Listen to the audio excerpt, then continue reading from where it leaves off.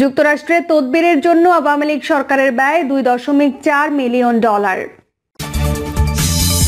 এবং সর্বশেষ জানাবো, সার্ভার ডাউন নাটক করে যেভাবে বৈদেশিক মুদ্রা চুরি করে ব্যাংক কর্মীরা।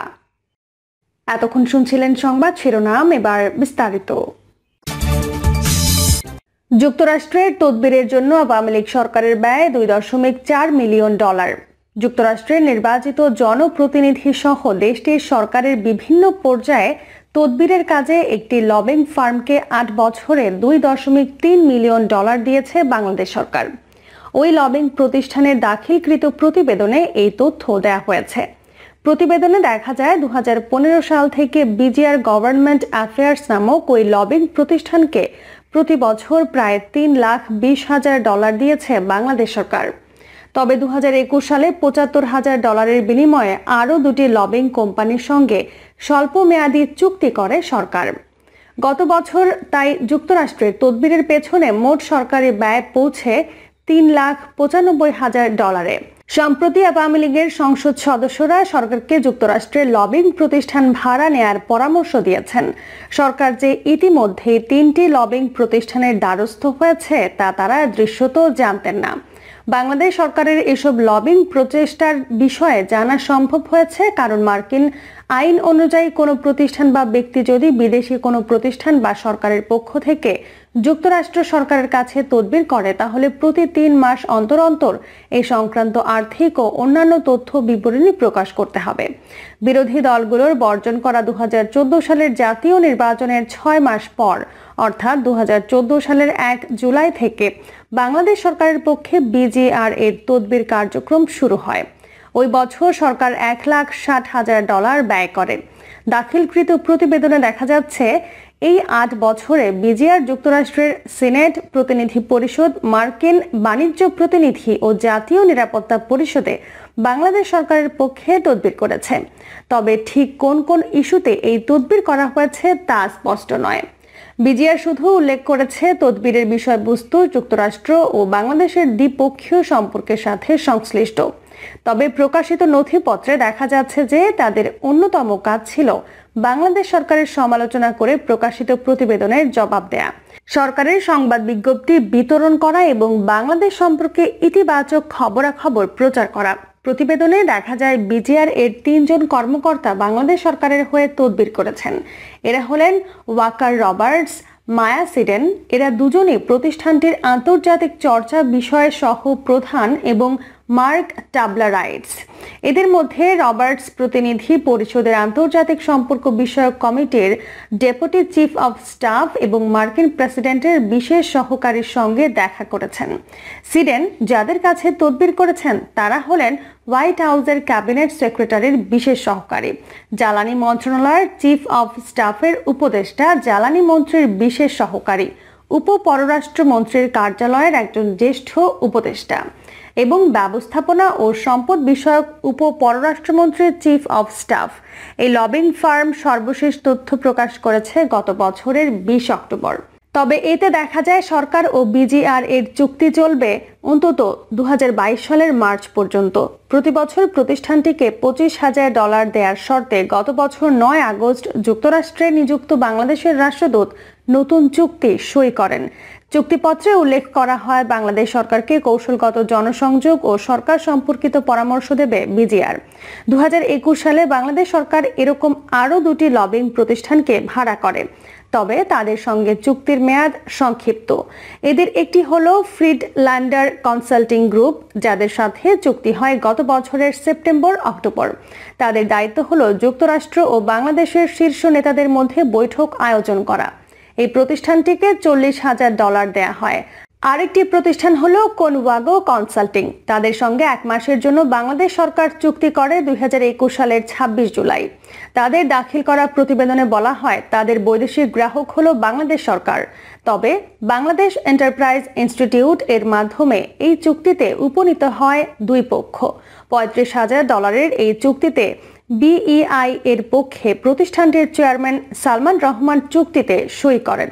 সালমান রহমান আওয়ামী লীগের একজন সংসদ সদস্য ও প্রধানমন্ত্রীর একজন উপদেষ্টা। তিনি নেত্র নিউজকে বলেছেন যে যুক্তরাষ্ট্র ও বাংলাদেশের মধ্যে বাণিজ্য ও বিনিয়োগ বৃদ্ধির বিষয়টি কংগ্রেস সদস্যদের কাছে তুলে ধরতে কোনবাগো কনসাল্টিংকে অনুরোধ করেছিল বিইআই। লবিং কার্যক্রমের বিস্তারিত জানতে চেয়ে বিজিআর ও ফ্রিডল্যান্ডের কনসাল্টিং গ্রুপকে প্রশ্ন পাঠানো হলেও তারা কোনো জবাব দেয়নি। সার্ভার ডাউন নাটক করে যেভাবে বৈদেশিক মুদ্রা চুরি করে ব্যাংক কর্মীরা। দীর্ঘদিন ধরে দেশে ডলার সংকট, পরিস্থিতি সামাল দিতে সরকার আমদানিতে কড়াকড়ি আরোপ করলেও খুব বেশি কাজ হয়নি তাতে, বরং আমদানি কমায় উল্টো বেড়েছে নিত্যপণ্যের দাম। এমন পরিস্থিতিতেও প্রতিদিন দেশ থেকে পাচার হচ্ছে কোটি কোটি টাকা মূল্যের ডলার। সম্প্রতি এমন এক চক্রের সন্ধান পায় দুদক, যারা প্রতিদিন শত কোটি টাকা মূল্যের ডলার বা বৈদেশিক মুদ্রা অবৈধভাবে দেশের বাইরে পাচার করছিল। হযরত শাহজালাল আন্তর্জাতিক বিমানবন্দর দিয়ে প্রতিদিন শত শত প্রবাসী দেশে ফেরেন। এছাড়া বাংলাদেশ ভ্রমণ বা কোনো কাজে আসেন অনেক বিদেশি। এসব প্রবাসী ও বিদেশি তাদের সঙ্গে থাকা ডলার বা বিদেশি মুদ্রা বিমানবন্দরে থাকা ব্যাংকের বুথ ও মানি চেঞ্জার থেকে বাংলাদেশি টাকায় এনক্যাশমেন্ট করেন। এক্ষেত্রে ব্যাংক বা মানি চেঞ্জার থেকে ভাউচার দেওয়ার নিয়ম থাকলেও চক্রটি তা দেয়নি। কেউ ভাউচার চাইলে সার্ভার ডাউনের অজুহাত দেখাতেন অভিযুক্ত ব্যাংক কর্মীরা। গত 27 মার্চ শাহজালাল বিমানবন্দরে ডলার ও অন্যান্য বিদেশি মুদ্রা বিনিময় কারসাজিতে জড়িত থাকার অভিযোগে 21 জনের বিরুদ্ধে মামলা করেছে দুদক। এই মামলায় 19 ব্যাংকার ও 2 মানি চেঞ্জারের মালিককে আসামি করা হয়েছে। তবে অনুসন্ধানে জানা গেছে এসব ঘটনা সম্পর্কে আগেই ওয়াকিবহাল ছিল ব্যাংকগুলো। দুদকের মামলার আসামিরা আগেও আইন শৃঙ্খলা বাহিনীর হাতে আটক হন, তবে তাদের বিরুদ্ধে ব্যবস্থা নেয়নি ব্যাংক। এই ঘটনায় সোনালী, জনতা, অগ্রণী ও মিউচুয়াল ট্রাস্ট ব্যাংকের শীর্ষ কর্মকর্তাদের যোগ সাজশ রয়েছে বলে দুদকের অনুসন্ধানে বেরিয়ে এসেছে। দুদকের মামলার আসামিরা হলেন জনতা ব্যাংকের সিনিয়র অফিসার মোহাম্মদ সুরুজ্জামাল, অমিত চন্দ্র দে, মোহাম্মদ মানিক মিয়া, সাদিক ইকবাল, মোহাম্মদ সুজন আলী, মোহাম্মদ সৌরভ উদ্দিন খান, মোহাম্মদ শরীফুল ইসলাম, মোহাম্মদ হুমায়ুন কবির। এছাড়া রয়েছেন ব্যাংকটির প্রিন্সিপাল অফিসার শামীম আহমেদ, মোহাম্মদ আশিকুজ্জামান এবং senior principal officer Anwar Parvez. মামলার আসামিদের মধ্যে রয়েছেন সোনালী ব্যাংকের সিনিয়র অফিসার কামরুল ইসলাম, মোহাম্মদ সবুজ মির, খান আশিকুর রহমান, এবিএম সাজ্জাদ, অফিসার সামিউল ইসলাম, সাপোর্টিং স্টাফ মোহাম্মদ মোশাররফ হোসেন।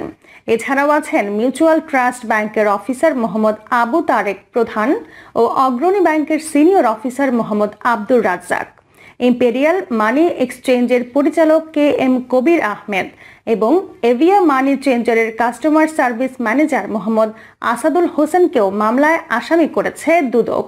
যেভাবে কাজ করে চক্রটি, হযরত শাহজালাল আন্তর্জাতিক বিমানবন্দর হয়ে আসা প্রবাসী ও বিদেশিরা সঙ্গে আনা বিদেশি মুদ্রা বিমানবন্দরে থাকা ব্যাংকের বুথ ও মানি চেঞ্জারের মাধ্যমে বাংলাদেশি টাকায় এনক্যাশমেন্ট করেন।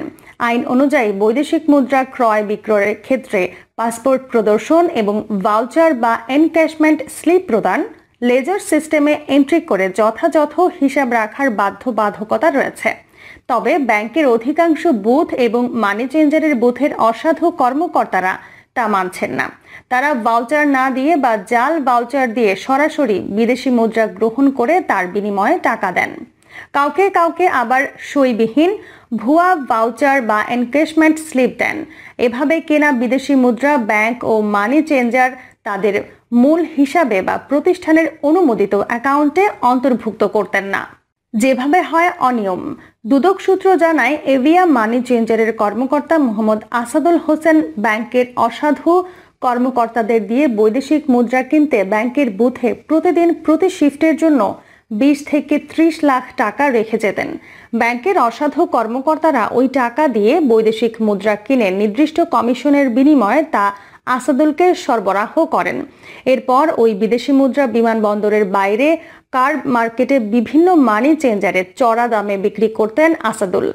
ইম্পেরিয়াল মানি এক্সচেঞ্জেও এভাবে ভাউচার ছাড়া বিদেশি পর্যটক ও প্রবাসীদের কাছে বিদেশি মুদ্রা ক্রয় বিক্রয় করত। তবে কখনো কখনো ডলার কেনা বেচায় তারা ভুয়া ভাউচার দিত। দুদকের অনুসন্ধানে ওই প্রতিষ্ঠানের ভাউচারে পাসপোর্ট নম্বর, নাম, জাতীয়তা, রিসিভার্স সিগনেচার পাওয়া যায়নি। হোয়াটসঅ্যাপে ঠিক হয় রেট, সার্ভার ডাউনের অজুহাত। বিদেশ থেকে আসা ব্যক্তিদের কাছ থেকে বাজার মূল্যের চেয়ে কম দামে বৈদেশিক মুদ্রা কিনে নেন ব্যাংক কর্মকর্তারা। এজন্য গ্রাহককে দেয়া হয়নি কাস্টমার কপি, এমনকি এনক্যাশমেন্ট তথ্য করা হয়নি এন্ট্রি। কাস্টমার কপি চাইলে দেওয়া হয় সার্ভার ডাউনের অজুহাত। এছাড়া ব্যাংকাররা কত টাকায় বৈদেশিক মুদ্রা কিনবেন তা মানি চেঞ্জের কোম্পানি আগে থেকে ঠিক করে পাঠিয়ে দিতেন ব্যাংকারদের হোয়াটসঅ্যাপ নম্বরে। গত 5 ফেব্রুয়ারি দুদকের এনফোর্সমেন্ট টিম সরেজমিনে দেখতে পায় হযরত শাহজালাল আন্তর্জাতিক বিমানবন্দরে অবস্থিত মিউচুয়াল ট্রাস্ট ব্যাংকের বুথে যাত্রীদের অনেক ভিড়। সেদিন অন্তত 7 জন বিদেশ ফেরত ওই কাউন্টারে বৈদেশিক মুদ্রা এনক্যাশমেন্ট করেন। তবে ওই দিন বুথের কাস্টমার কপিতে কাস্টমার এবং এনক্যাশমেন্ট কর্মকর্তার কোনো সই পাওয়া যায়নি। প্রিয় দর্শক, এই ছিল এখনকার সর্বশেষ সংবাদ। আপডেট সব সংবাদ পেতে চ্যানেলটি সাবস্ক্রাইব করে বেল আইকনটি ক্লিক করে রাখুন।